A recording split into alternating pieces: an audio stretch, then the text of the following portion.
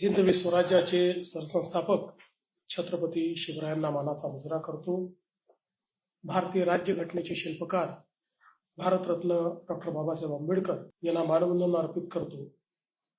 MKCL Maharashtra ज्ञान महामंडळ मर्यादित या अतिशय उत्कृष्ट कार्य केलेल्या संस्थेच्या रौप्य महोत्सवी स्थापना दिवस समारोहामध्ये मंचावर उपस्थित असलेले महाराष्ट्राचे लोकप्रिय उपमुख्यमंत्री सन्माननीय श्री अजितदादा पवार, आमचे मंत्रिमंडळातील सहकारी श्री आशिष शेलारजी, चंद्रकांतदादा पाटीलजी, या संस्थेचे संस्थापक प्रथम अध्यक्ष श्री दिलीप वळसे पाटील, संस्थेचे आताचे अध्यक्ष आणि ज्येष्ठ शास्त्रज्ञ पद्मविभूषण डॉक्टर अनिल काकोडकर, ज्यांनी खऱ्या अर्थाने ही संस्था स्थापन केली असे संस्थापक आणि आपण ज्यांना महासंगणक तज्ञ म्हणून या ठिकाणी संबोधतो असे पद्मभूषण डॉक्टर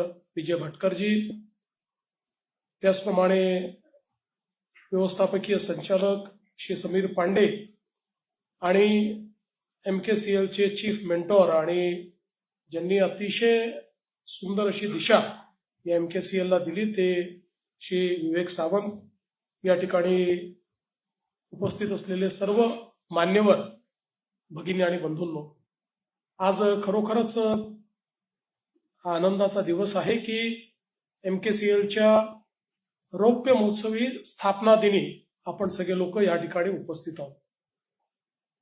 कुठल्याही राष्ट्र जीवनामध्ये किंवा समाज जीवनामध्ये सातत्याने आव्हानं येत असतात आणि वेळोवेळी त्या आव्हानांचा सामना करण्याकरता काही व्यक्ती, काही संस्था या पुढे येत असतात, त्याची निर्मिती होत असते आणि त्यातून समाज जीवनापुढची आणि राष्ट्र जीवनापुढची आव्हानं पेलण्याचं काम होत असतं।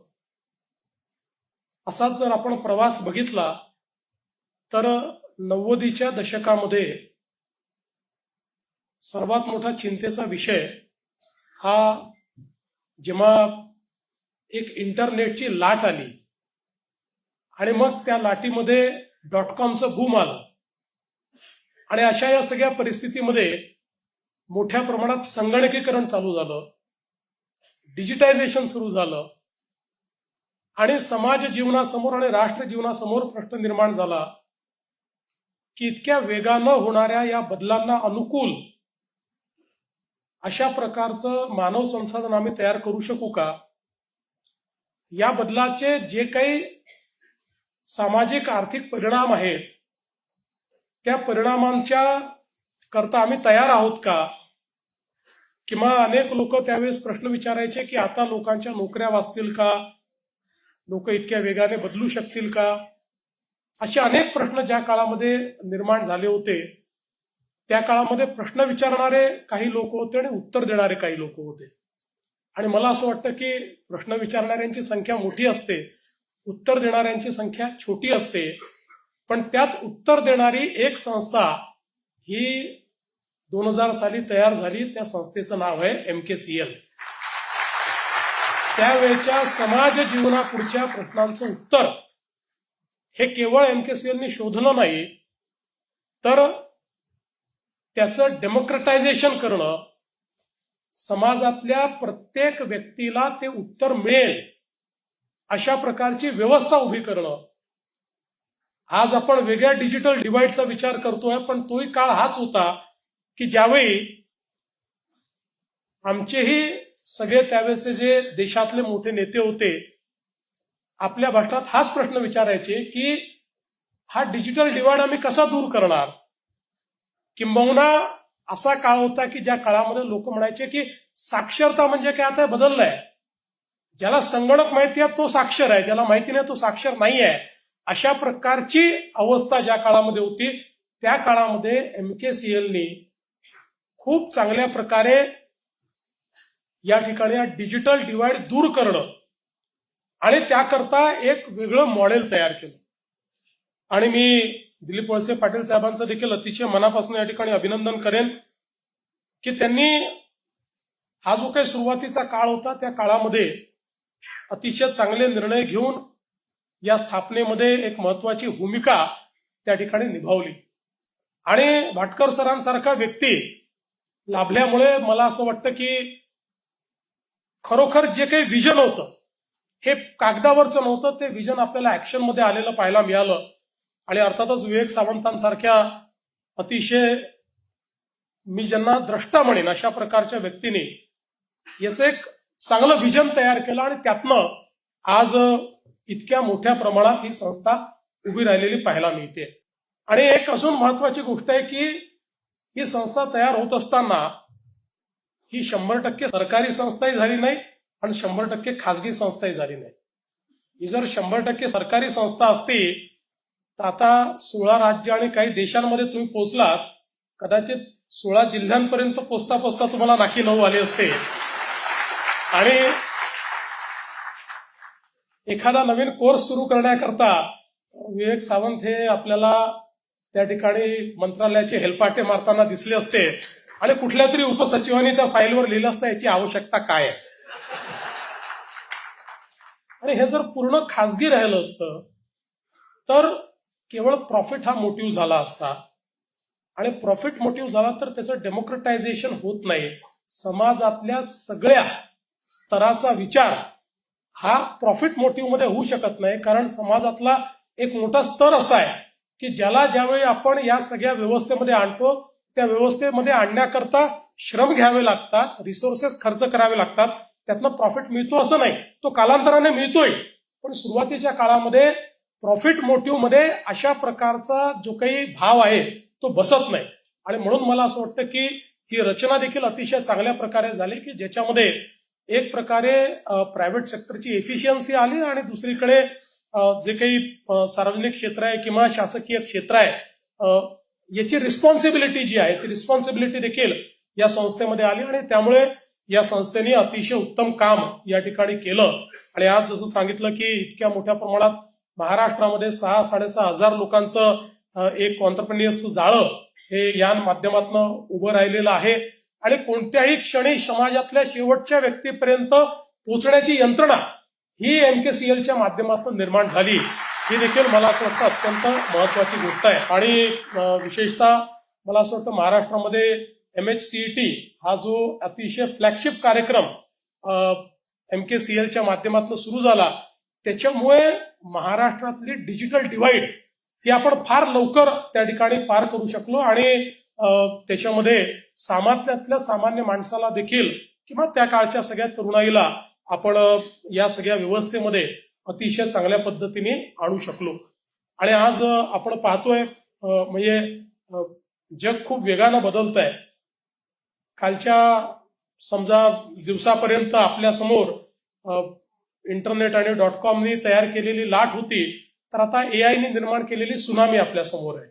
कारण जर आपण इंटरनेटच्या जगाचा विचार केला आणि .comच्या बूमचा विचार केला तर त्यावेळी जेवढ्या फोर्सनी हे परिवर्तन आपल्याकडे आलं त्याच्यापेक्षा 100 पट अधिक फोर्सने AIचं परिवर्तन हे आता आपला दरवाजा त्या ठिकाणी ठोठवत आहे. आणि म्हणून मला हा विश्वास आहे, कारण आता AIच्या क्षेत्रातही MKCLने त्या ठिकाणी पदार्पण केलेलं आहे आणि 100 ऍप्लिकेशन्स अशा प्रकारचं आपण त्या ठिकाणी काम सुरू केलंय. पण आता AIचं डेमोक्रेटायझेशन करणं हे अत्यंत महत्वाचं आहे, कारण पुढच्या काळामध्ये आपल्याला ज्या प्रकारे जग परिवर्तित होणार आहे त्या परिवर्तनाचं सोबत आपल्याला आपली पेस ठेवावी लागेल. तर आपल्याला AIचं डेमोक्रेटायझेशन करणं आणि शेवटच्या व्यक्तीपर्यंत AI पोहोचवणं हे देखील मला असं वाटतं अत्यंत महत्वाचं आहे. आपण पूर्वी असं म्हणायचो की डेटा जो आहे तो आता 21व्या शतकातला सगळ्यात महत्वाचं हे टूल होणार आहे.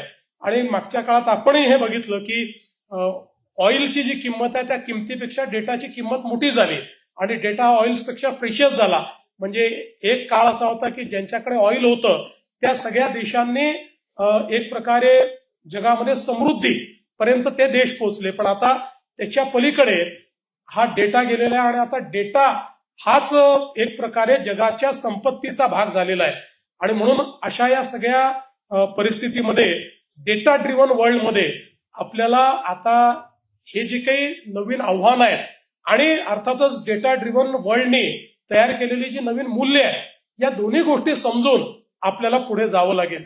आज आपण पाहतोय की एकीकडे आर्टिफिशियल इंटेलिजन्स आहे, दुसरीकडे क्वांटम कम्प्युटिंग आहे आणि तिसरीकडे सेमीकंडक्टरचं किंवा सिलिकॉनचा जो एक मोठ्या प्रमाणात या ठिकाणी त्याची सुनामी आली आहे. अशा या तीन गोष्टी मिळून संपूर्ण जग बदलणार आहे आणि बदलताना आपण पाहतो. पण हे जग बदलत असताना त्याचा जो काही लाभ आहे हा जर आपल्याला घ्यायचा असेल तर आज कदाचित क्वांटम कम्प्युटरची निर्मिती आपण करू शकू का मला माहिती नाही, म्हणजे ते भाटकर साहेब सांगतील. कारण लोकांना जेव्हा वाटायचं की आपण परम कम्प्युटर किंवा सुपर कम्प्युटर तयार करू शकणार नाही, त्यावेळेस त्यांनी परम कम्प्युटर या ठिकाणी तयार करून दाखवला. पण आज आपण एवढं मात्र निश्चित करू शकतो की या तिन्ही क्षेत्रामध्ये आपण ह्युमन रिसोर्स तयार करू शकतो. कारण या तिन्ही क्षेत्रांना सगळ्यात जास्त आवश्यकता या ह्युमन रिसोर्सची आहे. त्यामुळे एआयच्या क्षेत्रामध्ये, क्वांटम कम्प्युटिंगच्या क्षेत्रामध्ये आणि सेमिकॉनच्या क्षेत्रामध्ये आपण जर मोठ्या प्रमाणात ह्युमन रिसोर्स तयार केला तर ही जी सगळी सुनामी आहे, हे सगळं रेव्होल्युशन आहे, हे सगळं रेव्होल्युशन आपण कॅच करू शकू. आज महाराष्ट्र हा आपल्या देशाचं डेटा सेंटर कॅपिटल झालाय आणि देशाची 65% डेटा सेंटर कॅपॅसिटी एकट्या महाराष्ट्रामध्ये तयार झाली आहे आणि याच्यामध्येही एआय ड्रिव्हन जी काही डेटा सेंटर्स आहेत याची सगळ्यात जास्त कॅपॅसिटी आज महाराष्ट्राकडे आहे. आणि म्हणून आपल्याला या सगळ्या इकोसिस्टीमचा कशा प्रकारे फायदा करून घेता येईल याकडे आता मला असं वाटतं की MKCLने लक्ष दिलं पाहिजे आणि आपल्याला स्टेपअप करावं लागेल. आपण ज्यावेळी आयटीचं रिव्होल्युशन आलं त्यावेळी जसं एक पाऊल पुढे होतो तसंच आता या एआयच्या रिव्होल्युशन मध्येही आपल्याला एक पाऊल पुढे जावं लागेल. आणि मला एक गोष्ट निश्चितपणे माहिती आहे की शेवटी आपल्याकडे अडॉप्शन ही भारतीयांची एक स्ट्रेंथ आहे. आपण अडॉप्शन फार फास्ट करतो. म्हणजे अनेक वेळा आपल्याला कल्पना आहे की ज्यावेळी आपण स्मार्टफोनवर गेलो त्यावेळेस एक पिढी अशी होती की जी म्हणायची आम्हाला जमणार नाही, आम्हाला ते बटनवालं टायपिंगच जमतं, आम्हाला ते स्क्रीनवरचं टायपिंग जमणार नाही, आम्हाला स्मार्टफोन जमणार नाही. पण बघता बघता जवळपास सगळ्यांना स्मार्टफोन हँडल करणं जमलं.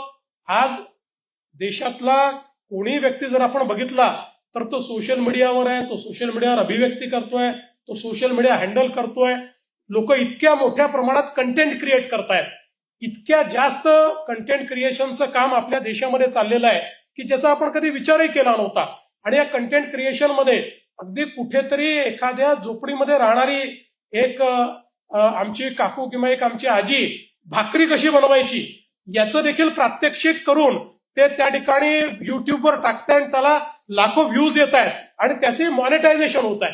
त्यामुळे आपण हे लक्षात घेतलं पाहिजे की हे खरं आहे की जॉबचं नेचर मोठ्या प्रमाणात बदलणार आहे, पण ते नेचर बदलत असताना असं नाहीये की एक पिढीच या जॉब्सपासून वंचित होईल. हा ज्यांनी बदलायचं नाही असं ठरवलं असेल किंवा ज्यांनी आम्हाला रिस्किलिंग करायचं नाही आहे, आम्हाला याच्यापासून दूरच राहायचं आहे, आम्हाला जमूच शकत नाही, अशा मानसिकतेतले जे लोक आहेत त्यांच्याकरता एक मोठं आव्हान आहे. पण ज्याला अशा प्रकारच्या गोष्टी आपल्याला एम्ब्रेस करता येतील असं वाटतंय त्याच्याकरता मला असं वाटतं की हा एक अत्यंत महत्वाचे टूल हे सगळे तयार झाले आहेत की ज्याच्यामध्ये पुढच्या काळामध्ये जर अशा प्रकारचं एक मोठी व्यवस्था ही MKCLने उभी केली आणि महाराष्ट्र सरकार म्हणून देखील आम्ही आपल्यासोबत अशा प्रकारची व्यवस्था उभी करण्याकरता जे जे करायची आवश्यकता आहे ते आम्ही निश्चितपणे करू की जेणेकरून आपण आपल्या पुढच्या पिढीला त्या ठिकाणी एक प्रकारे मदत करू शकू. आज बघा आपण आता इतक्या मोठ्या प्रमाणात आपल्याकडे भाषेचे वाद वेगवेगळे होत असतात, पण आज भाषिणीसारखे ऍप तयार झाली की ज्या भाषिणीसारख्या ऍपने कुठल्याही भाषेचं कुठेही ट्रान्सलेशन करता येईल, कुठेही भाषांतरित करता येईल अशा प्रकारची व्यवस्था उभी केली. आता तर सायमल्टेनियस ट्रान्सलेशनची व्यवस्था उभी झालेली आहे. मी मराठीत भाषण केलं तर इथे बसलेला प्रत्येक व्यक्ती 30 भाषांमध्ये त्या ठिकाणी माझं भाषण हे माझ्याच आवाजात ऐकू शकतो. अशा प्रकारची देखील व्यवस्था आता उभी राहिलेली आहे. त्यामुळे मला असं वाटतं की अनेक जे काही समाज जीवनातल्या व्यवस्था आहेत त्या मोठ्या प्रमाणात या ठिकाणी बदलत आहेत. आत्ताच आपण एक अतिशय सुंदर वेबसाईटचं ज्या ठिकाणी उद्घाटन केलं, 50,000 पुस्तकं त्याच्यामध्ये आपल्याला म्हणजे आपलं जे खरं साहित्य आहे ते साहित्य त्या ठिकाणी मिळणार आहे, त्याच्यावरचे अभिप्राय मिळणार आहे, मला असं वाटतं कदाचित त्याला तुम्ही एखादं एआय सर्च इंजिन ठेवलं असेल, त्यामुळे त्या एआय सर्च इंजिनने आपल्या आवडत्या लेखकाला शोधता येईल, आपल्या आवडत्या टॉपिकवर शोधता येईल, आपल्याला पाहिजे ती गोष्ट, म्हणजे एक प्रकारे संपूर्ण मराठी साहित्यातलं ज्याला जे हवं आहे त्याला ते अशा प्रकारे या एका तुमच्या सर्च इंजिनच्या माध्यमातून त्या ठिकाणी लाभू शकेल. त्यामुळे मला असं वाटतं की ही जी काही एक बदलती सगळी मूल्य आहेत त्या मूल्यानुरूप अतिशय उत्तम कार्य हे आपल्या माध्यमातून चाललेलं आहे. मागच्याही काळात मला आठवतं की 2014 ते 2019 मी एमकेसीएलची खूप मदत घेतली. अनेक चांगले प्रकल्प एमकेसीएलच्या माध्यमातून आम्ही राबवू शकलो आणि विशेषतः या सगळ्या प्रकल्पांमुळे एफिशियन्सी आली, या प्रकल्पांमुळे ट्रान्सपरन्सी आली, या प्रकल्पामुळे अकाउंटेबिलिटी आली. या सगळ्या गोष्टी ज्या गव्हर्नन्समध्ये सगळ्यात महत्वाच्या आहेत अशा सगळ्या गोष्टी या एमकेसीएलच्या माध्यमातून आणण्याचा प्रयत्न त्या काळामध्ये आम्ही केला. पुन्हा आमची अशी अपेक्षा आहे की आता हे ज्या काही नवीन घडामोडी आहेत त्या नवीन घडामोडीमध्ये पुन्हा एकदा एमकेसीएल सोबत काम करून या सगळ्या गोष्टी खालपर्यंत पोहोचवण्याचा प्रयत्न आपण निश्चितपणे करू. आज अजितदादांनी ज्यावेळेस आपलं बजेट जाहीर केलं त्यावेळेस बजेटमध्ये एआय इन ऍग्रिकल्चर अशा प्रकारचं त्यांनी घोषणा केली. त्याची पॉलिसी देखील आपली तयार झाली आणि त्या पॉलिसीला आता आपण एक प्रकारे खालपर्यंत नेण्याचा प्रयत्न करतोय. शेवटी आपण बघा, ज्यावेळी छोटीशी गोष्ट असते पण ज्यावेळी मोदीजींनी ड्रोन दीदी घोषित केली त्यावेळी लोकांना समजलं नाही काय आहे, पण आज इतक्या आमच्या महिला ज्या अगदी 12वी 11वी 10वी शिकलेल्या आहेत त्यांनी ड्रोन चालवणं शिकलं आणि आता ड्रोनचा उपयोग करून त्या ड्रोनच्या माध्यमातून शेतीमध्ये फवारणी त्या करून देतात.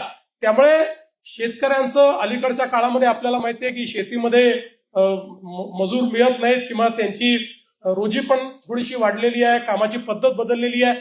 आता त्याच्यापेक्षा अर्ध्या किमतीमध्ये त्या ठिकाणी ती फवारणी होते. त्यामुळे अशा ज्या छोट्या छोट्या गोष्टी आहेत, हे जे छोटे छोटे बदल आहेत, हे बदल अडॉप्ट करणारे एक जनरेशन तयार करण्याकरता मला असं वाटतं की पुढची 25 वर्ष आपल्याला त्या ठिकाणी निश्चितपणे घालवायची आहेत. गेल्या 25 वर्षातला आपला प्रवास बघितल्यानंतर मला निश्चितपणे असं वाटतं की हा फार सॅटिस्फाईंग प्रवास आहे.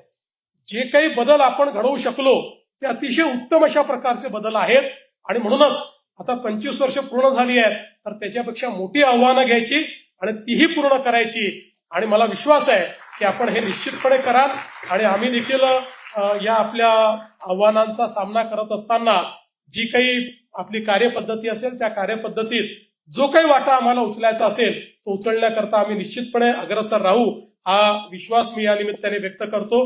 पुन्हा एकदा या रौप्य महोत्सवाच्या निमित्ताने आपल्याला मनापासून शुभेच्छा देतो आणि माझं बोलणं संपवतो. धन्यवाद. जय हिंद, जय महाराष्ट्र.